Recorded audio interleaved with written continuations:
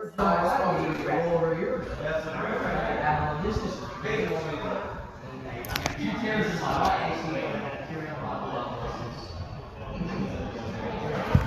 we recording right now? I don't know. I don't know if we're recording. If we're not recording, give us like a red dot. Oh, that thing says live. Well, so Tommy Coffey, we are backstage at New South Championship Wrestling right now. And we're live. So, Tommy, this is the first time that we're doing this live cast. This is actually my first podcast. And ever, this is my first. We can pretend like this is my first podcast too, because I'm not very good at this stuff. You know, this is our first not knowing if we're live podcast. Yeah. So, Tommy, let's start off with your career. Yeah. We're backstage right now at New South Championship Wrestling. You are one of our mega stars here in this promotion. So let's kind of start with, how did you start out in the wrestling business? Short backstory of why I wanted to do it before we get into that. Just my granddad used to pretty much raise me for the most part for the first 12 years of my life, and he always watched it. So by default, I started watching it, and I always thought they were like real superheroes and all that. They had the colorful tights and all that stuff. Sting was actually the first wrestler I ever saw, and I was just like, holy hell, what's going on? I don't know, and it's just like it was like watching like a live comic book, and it was just awesome. It was magical, and like you had the good guys versus the bad guys and all that stuff, and it was great. And then I became obsessed with it. Read everything that I could, watched everything that I could, like documentaries, new stuff, old stuff, everything, even back to like silent black and white tapes and stuff. Then finally got to the point where I tried to figure out how to get into it. Didn't really know how to. One of my buddies won tickets to a local show in Knoxville, and he was just like, hey, like, I don't want to go to it. He's like, do you want the tickets? I was like, hell yeah. Yeah, who wouldn't? Well, and what was it? What show was it? Tennessee Mountain Wrestling. Tennessee. Yeah. So who runs that? Was that a Landell? Yeah, that it was. Yes, it was Terry Landell. Terry Landell, to be exact. Yes. He did get my start and all that stuff. Whether you like him or you hate him or whatever, like you still got to give the guy respect for that. Just after the show, like I walked up to a guy doing ring crew and I was like, man, how do I do this? He's like, what do you mean? I was like, how do I be a wrestler? He's like, go talk to that guy over there. And he points to this like short little troll looking guy that was Terry. And, okay. So I was like, oh, all right. So he's tells me, well, jump on ring crew, do what they're doing, and then talk to me after that. So I was like, all right. So he comes up, he's like, I'll tell you what, bring me $1,000, we'll get you trained. I'm like, sweet, yeah, because everywhere that I read it, like every other school was like $3,000. So I was like, hell yeah. So I was 17 at the time, and I'd already been working anyway since I was 15. And I just started putting money back everywhere that I could, cutting corners as much as I could to be able to put everything back.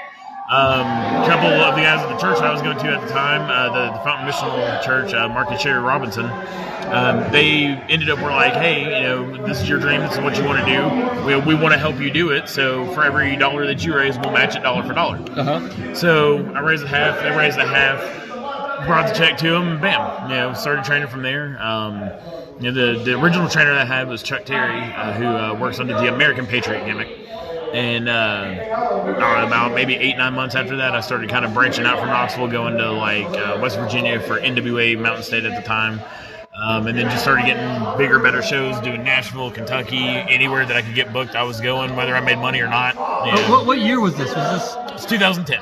Oh, wow. So 2010, whenever I got going, June 6th, I think, was the first. That's what I give credit for, because that's the earliest number I remember. Uh-huh. I've been dropped on my head a couple times since then. But so I'm almost at the 10-year mark. So I got a couple months left to go before that. But it's definitely been a hell of a journey. I went from just a kid in Oak Ridge that there's a backstory to that too, but that's for a different podcast. But like going basically from just like a kid that nobody knew to here I am almost 10 years later, and I mean, like, I've done work with WWE, I've done work with TNA, I've done work with Ring of Honor, MLW, MLW, and I mean it's crazy, like you look at everywhere that I have been compared to where I could have been compared to where I feel like I should be somewhere at least by now. Uh-huh. And it's just, I don't know, I mean, like, I'm not trying to be one to have like an ego or nothing, but I mean, it's just, if you don't believe in yourself, who will believe in you? Right. And I mean, it's just like, I feel like I can hang with the guys. I mean, I've proven that every time that I get in the ring with somebody. There was a point in life where nobody wanted to get in the ring with me because they're like, Tommy's terrible, like, we don't want to get in there with him, but instead of letting that break me, I took that and I was like, okay, how do I get better? Right. How do I improve myself? So I started going to seminars everywhere that I could. Whoever was doing a seminar that had ever been somebody in any shape, way, shape, or form, anywhere, and doing what I could, and just still like picking brains, asking advice, sitting guys down and be like, man, can you help me do this? Can you help me figure out this? Like, just different stuff like that. But so talk about some of your gimmicks. Some of the different faces of Tom Coffey. Is it Tommy Coffey or Tom Coffey? Well, I only know you as Tommy. Yeah, Tommy Coffey, yes. But the Tom Coffey was thanks to MLW. They felt that Tommy Coffey was too, I guess, generic. Uh-huh. So they were like, oh, we got to make you sound older. So I was like, Tom. Yeah. So I was like, dude, whatever works, man. I don't even care. Like, call me like Garth Brooks if you want to. I don't give a damn. Just give me a chance. You know? Like, right. So that's what that's from. And whenever they posted the video of me and Loki, and it got so many views and hits, I was like, hell, I might as well stick with it. You know? Yeah. And I was like, who cares if I got an extra M and a Y attached to it or not? Yeah. Right. But I mean, like, short the name, but the guy's still the same. It doesn't matter. Like, whenever we get in there, I'm still gonna punch you in the face. So. So the many faces of Tom Coffey. Let's talk about what did you start out with?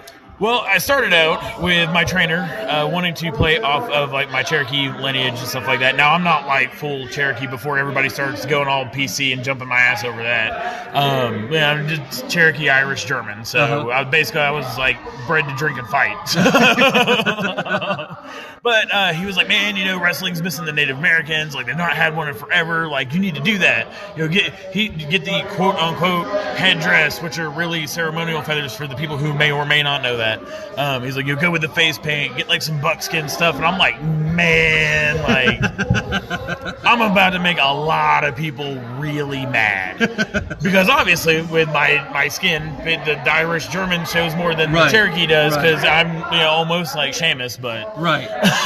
So I blame that, and then you got the hair coming from the German Irish side, and so I mean, it's like here I am only looking like a third of what a typical Native American should look like, and so did that for a good little while, and then finally got to the point where I was like, man, I just felt like it was holding me back. Right. It's like you can only do so much as that, and then it got to the point where like the older I got, and the more I started learning about just life in general, the more I was like, man, like. This is really disrespectful. Right. Because I was like, man, like, I mean, yeah, it gets my foot in the door and it gets me books or your bookings, and like people like it. It's good for TV, but at the same time, it's like, so many people are getting disrespected by me doing that. Right. And you're just doing what your trainer told you to do. Yeah. So it got to the point where I was like, okay, whatever. Like, I'm gonna scrap this and just wing it and hope for the best. So I scrapped that. Just started running at the time as Tommy Brandon. Anthony Lucasio actually named me that in Clinton, Tennessee. Just because I had told him what was up, how I felt about everything. And he's like, you know what? Like, blah, here's this, yada, yada. Blended one of my middle names in with it, and boom. So then I started working in Nashville with first Mike Porter, then Burt Prentice. Burt Prentice, actually started with him thanks to Shane Andrews. He couldn't make the date, called me. He's like, hey, can you replace me? I was like, yeah, man, sure. So, there's that. So, Shane Andrews, thanks for that. Thanks for not making the date. Yeah, thanks for, being responsible enough to find a replacement, and for giving me the opportunity for it. So, I mean, nobody else at the time had or would have. So, props to you. And then I got with this dude Claymore. So he was like super jacked. Well, still is super jacked. He looks like Superman mixed with John Cena if they had like a baby. But anyway, got with him. Found out that apparently somewhere down the bloodline we're related. So that was kind of weird, small world, I guess. But got with him. He helped me like polish a lot of stuff.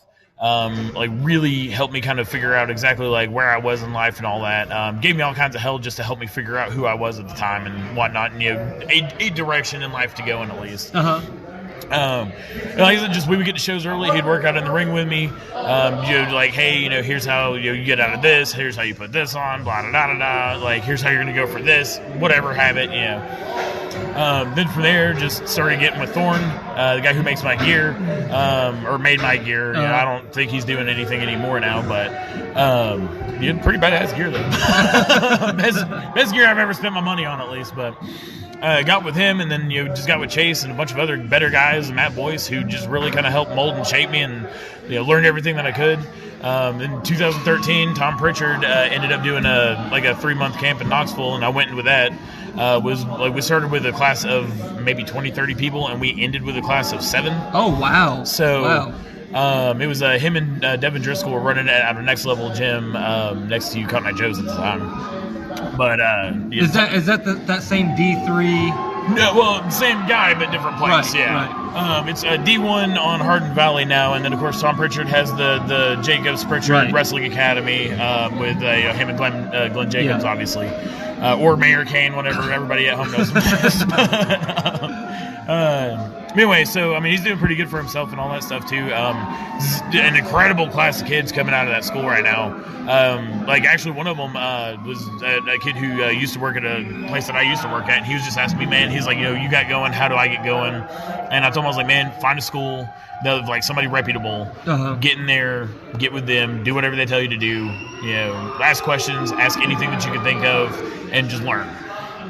And his name was Dylan McQueen, and now he is roughly 1 to 2 years in, I think, at this point. Yeah, he works with Burt Prentice a lot. Yeah. He's working working for Burt Prentice, like you just pointed out, and he just recently came back from Canada, doing a stint up there and all that stuff. So I'm really impressed with that kid. Which honestly, at first, looking at him, I was like, man, he'd be a good manager. Right. But I was like, there's no way he's gonna make it in the ring. Right. But at the same time, that's what people were saying about me back forever ago. And anybody else who starts, everybody looks at you like, man, they're not gonna make it. But then, thankfully, he proved me wrong on that. And I don't mean any of that in a negative light. Right. It's sure. Just first glimpse and all that stuff, just being human, Yeah. But he's all right, dude. He's over. He's making all kinds of waves, breaking ground. I'm so proud of that kid. But and then so there's that. Got with Dr. Tom, getting back on track here. Got with Dr. Tom, and then after that started doing seminars with Jeff Jarrett in Middle Tennessee. Did a couple seminars with Jerry Lynn that you actually helped get started. Now me and Jerry Lynn are super cool. Yeah, because Jerry Lynn is probably one of the nicest guys in the business. I met you with the Arcadian tours. Yeah. In the very beginning. Yep. Which would have been 2016, 2015, 2016, somewhere around that. Yeah. And I remember the first thing I thought that when I see the first thing that pops in my head is Bam Bam Bigelow. Right. It's all since the day I met you. And to this day, even before you came here, when me and Carver would have conversations, that's what I would talk about. Was fucking Bam Bam Bigelow. You're someone that can move rather quickly. You have great agility. You seem much lighter on your feet than maybe, I don't know, maybe you are but you're a big guy. Right. But you're someone who's able, you can bump, you can move around, you can sell, you can feed, you can do kind of everything like Bam Bam could. Right. He was a big dude that could work with any style and any size of a person. And that's kind of what I always saw about you. But the AWA thing did not work well for you, right? No. You were on the first two tours? I was on every tour. I think I didn't do the last tour they did. Okay. But other than that, I did all the others. The first one got snowed out after the first night. Yeah. God, that was a trip. Yeah. A trip every night was a trip with Arcadian. This is definitely, especially that first tour getting snowed in with a bunch of wrestlers under one roof. And staying at Leah's house. Yeah. You got 3 days and you only remember one of them, but definitely a lot of stories, and we can almost write a whole book just off of that. But then the second tour, they finally trusted me with ring crew, all that stuff, paying your dues like everybody should, because nobody knew about me, right? They didn't know at the time that I'd been in 5-6 years, and they didn't know who I'd been with or nothing because they didn't hear about me, right? And so I didn't bitch about it or nothing like that. It's just I did what needs to be done. I showed up early, put everything together, worked out in the ring with whoever was willing to work with me. Again, picked brains. You had an entire locker room with like a fountain of knowledge to go with. Yeah. You had guys like Chase Stevens. You had guys like Cassidy Riley, Bruce Santee, Damian Wayne, Francisco Ciazzo, Gangrel. Yeah, Gangrel is one of the greatest people I've ever met. Yeah. So I mean, you had all that going on, and I mean, it was like an umbrella of knowledge that you could just like sit like a sponge in the locker room and just absorb anything and everything that you could, and then like pick pieces of like, okay, like I liked what he said about this, like I'm gonna tie that somehow into my stuff. Like I didn't really, I see what he's saying here, but that's not really me. I mean, I use that, sure. you know. Yeah. So I mean, it was just like a really good, almost even life-changing to an extent experience. Because, I mean, that was the first time that I'd really gone on any form of a tour more than, like, 2-ish days at a time. Right. And, like, the first time that it wasn't just like, okay, I'm going to go here, but now I got to go to this town right after we leave here. So it's like you didn't have that time to build the friendships, the camaraderie, all that kind of stuff. So that's what was cool about the AWA things. Yeah, the overall big picture, no, it didn't work out. But me personally, it was one of the best things that could have happened to me to be able to get my foot in the door with, you know, guys who could help me better myself. Right. Yeah. Sure. So. And you spent some time working for Ox Harley. Yeah. Now you're here working at JCP Promotions and, and New South Championship Wrestling. And so, you know, you're at this 10-year mark of your journey, and we had this conversation earlier tonight. What's your shorthand goal? What do you want to do over the next year, the next 3 years, the next 5 years? You know, where's Tommy Coffey at in 2020? Because you're at that 10-year mark. Yeah. You know, and honestly, I mean, how old are you, Tommy? I'll be 28 here in about 2 weeks. So you're still crazy young. Yeah. You know, and at this point in the wrestling world, I mean, it's often referred to that you don't really hit a stride until you're 38. Right. Between 38 and 45 years old. That's when everyone's making their money. That's when everyone is at the top of their game. You know, so you are still so young in this game as a 10-year veteran. What's your short-term goals right now?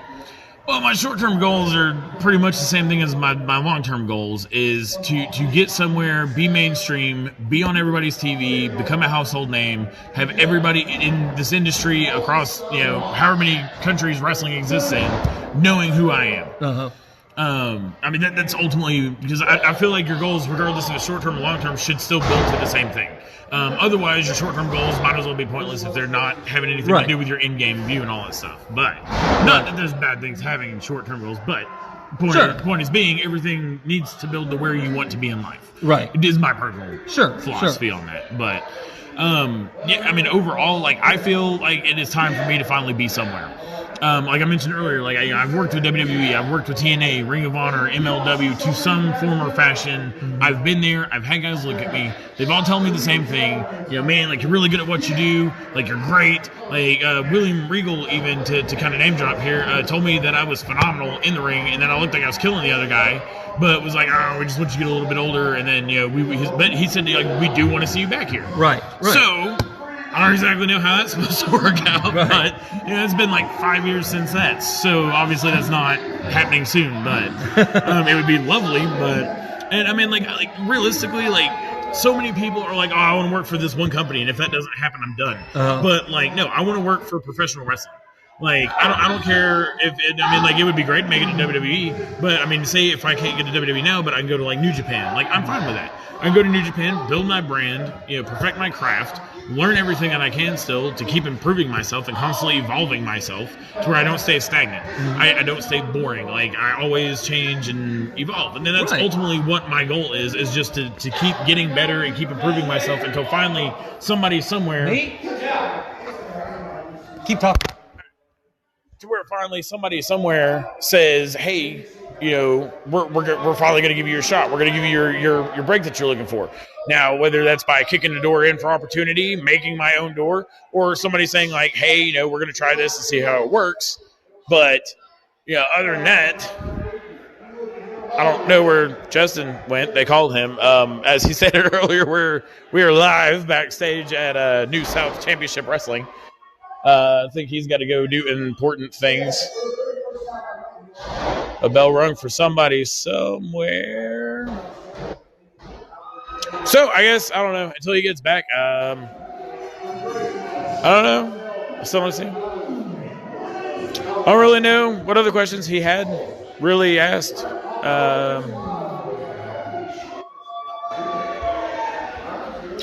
But while we wait, I guess I could just give generic, like, life advice, career advice. Don't do drugs. Stay in school if school's your thing. Some people don't learn by books. That's why I say that. I mean, me being one of those, I did go to college. I do have a degree in astrophysics, but not everybody learns by books. And it's important that you learn the ways of however you want to learn things to make your own life better. In short, it's your life. Do what makes you happy. Don't care what other people think. Blah, blah. Yay, team. I still don't know where Justin is, so I apologize for boring anybody who's currently listening to this. Like I said, this is my first podcast. I don't really know what people really talk about on podcasts outside of like the Jim Cornette podcast and stuff like that. That I don't know if we'd get sued for saying on here. So, but you know what? Until Justin gets back, we're gonna go have a little Q&A with pretty much anybody else. Brandon Wolf. Brandon Wolf. Until Justin gets back, we are currently live on a podcast. What would you like to tell anybody who might be listening to this? Because I have no idea what Justin was going to plan on asking. So I don't want to keep boring them. So we're going to bring you into this. All right, sir. Thank you. Guys, this is Brandon Wolf. He's a super cool kid. I met him, 2 months ago? Yeah, 2 months ago. Something like that. Apparently he works everywhere that I work, and I never knew that until the other night. Yeah, it's weird because everywhere he's been going after 2 months, I have been following him like a creepy stalker. It's just been crazy, man. Last night, and he's been teaching me a lot of things on the road. And last night, he gave me a really good lesson about how to work a body part during the match when people just kind of don't want to cooperate. Pretty much, yeah. It's all about what ends up working out in the overall end game. I'm sorry, I'm slightly distracted. There's a lot of things going on right now. There are so many things going on right now. We could easily lost and talk about strippers, but we just kind of are on our own little page. Yeah, I don't know, okay, but get back to Brandon Wolf while we're waiting here, though. I apologize, guys. Again, I've never done one of these nor conducted it, so bear with me here. Same here. There's like two lost birds trying to find nowhere. Yeah, it's like we're two blind squirrels trying to find an acorn on Antarctica. I don't know. You've seen Ice Age, you know how it goes. We'll eventually get it, I guess. So Brandon Wolf, tell them about your gimmick. Well, what do you? Who is Brandon Wolf? Brandon Wolf is a rising upstart, a guy that wants to prove that he doesn't need the moonsault, he doesn't need the Canadian destroyers, he doesn't need the cool, flashy stuff that everyone does. Because let's be honest, they're all trying to be like Will Ospreay. I'm not. I'm me and Gravity. There's quite a lot of people my size because I'm 5'6". I am 160 pounds. People my size want to try to do all those things that people try to elevate throughout the past years, like the Canadian Destroyer, like the Spanish Fly, like the Super Kick. And I just hate it because I want to do something different and stand out. Because if I keep doing the same thing, I look like a freaking high spot mark, don't I? Yeah, okay, yeah. Hey, and Justin's back, ladies and gentlemen. He's back. We commandeered it. Whatever. Very important spot too, you guys. The captain is back. We're no longer marooned. So go ahead and give out your social media. Brandon, you give out your social media. Yeah, I just got Brandon because I didn't know what the hell we were supposed to do. So I just grabbed people. I was like, hey, speak words. We're going to make speak until somebody listens. Tommy Coffey is doing an interview. I'm doing the interviews now. He started it, but I took it over. So Kevin Martin, what would you like to say to whoever's listening? So it's his fault that I missed the spot. Oh, by the way, it is totally, if it wasn't for you, we wouldn't be doing this in the first place.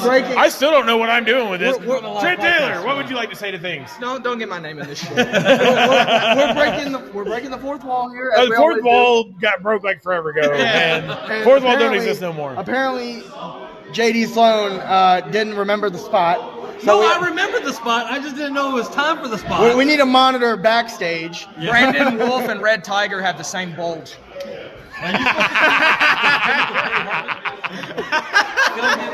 Hey, random comment by Trent Taylor. Good old Trent. We can always rely on Trent Taylor to definitely make this not family friendly. Oh, I know. So, Tommy Coffey. Yeah, just people can follow you on Facebook and Twitter. Yes, they mostly Facebook. I have a Twitter. I still don't know how to use it. I'm like caveman when it comes to technology. Facebook, look me up, Tom Coffey. Twitter, same thing, Tom Coffey. I even got an Instagram. I barely ever use it either, though. I'm really terrible with like social media. But I got like 4,600 people follow me on Facebook, so that's got to say something, right? Yeah. So, What about you, Brandon? he's got 3 people. Well, he's not the only one that's bad at using social media. But I have a Facebook, I have a Twitter. Facebook is Brandon Wolf. There's a Facebook page where it's Brandon Wolf Wrestler. I have a Twitter where it's Brandon Wolfman. And you have an Instagram too, don't you? Yeah, it's Brandon.wolf.wrestler, and I have an Instagram that's BrandonWolf96, Snapchat. But Follow him on That's Snapchat. all- That's where you get the nudes. That's the only place you get the nudes. If we're going to Snapchat, it's really complicated because it has nothing to do with my name. It's actually my gamer tag from PlayStation, Xbox. But for anybody listening, though, if you want my Snapchat, it is lowercase x, all capitals gorilla. I think it's an underscore or it might be another little X. Try both of them because I don't remember. And then all capitals bear and then lowercase x. The middle thing, like I said, it's either a lowercase x or an underscore. I don't remember. Again, I'm terrible with technology, so I apologize to anybody who is good with technology. But that's my Snapchat. Again, Facebook is Tom Coffey. My Instagram is tcoffee79, like the numbers 79 that make the number 79. I gotta go. I gotta go.